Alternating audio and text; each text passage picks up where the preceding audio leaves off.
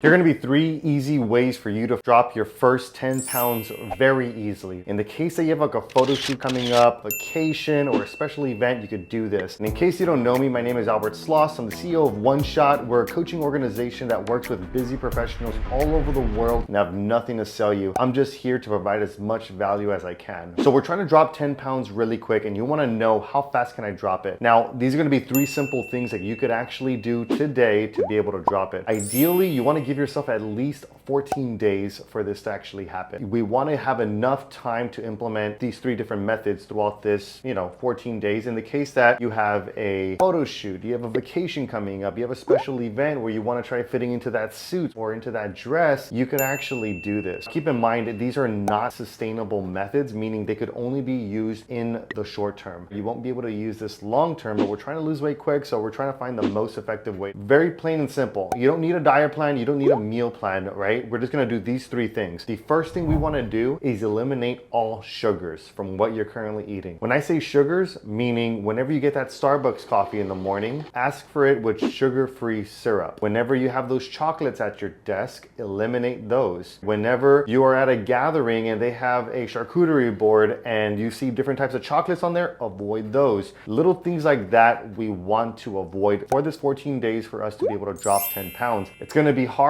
because sugar is very addicting, meaning we are gonna crave it a lot. That craving will eventually go away as you resist it for this next 14 days to drop our 10 pounds. Now, the second thing that you could actually do, cut out all flour and corn from what you're eating on a daily basis. A lot of the times people consume a heavy amount of flour and corn throughout the day, and it's causing so much inflammation in their body, and they're just living their body swollen. When it comes to flour, that's going to be found in breads, in pastas, in pastries, things like that, right? We want to avoid that to drop this first 10 pounds. And the second thing is corn. Now, there's a reason why they say corn should be fed to pigs, simply because we're trying to get the pig very fat, right? We're trying to get it big. So what do you think is going to happen to you when you end up consuming corn? Exactly the same thing. So we consume corn in heavy amounts. It's found in tortillas, it's found in cereal, it's found in oils, it's found in so many different areas of foods that we eat. So whenever you're reading the nutritional label on a product, if it contains corn starch, any type of corn in it, you want to avoid it for this 14 days. Third thing that you want to do is you want to drink a gallon of water per day. There's a high chance right now that you're highly inflamed, you're holding all this excess water, and the one way for us to get rid of that excess water is by getting in a gallon of water per day. You want to have several gallon jugs of water at home, and you're going to have 1 jug per day. You're going to be taking that jug with you all throughout the day, and your goal is to try finishing that entire jug of water by the end of the day. And you have to be diligent on this. You have to make it a thing of, I'm going to finish this by the end of the day. It's not going to be easy. You're going to be in the restroom every 10 to 15 minutes,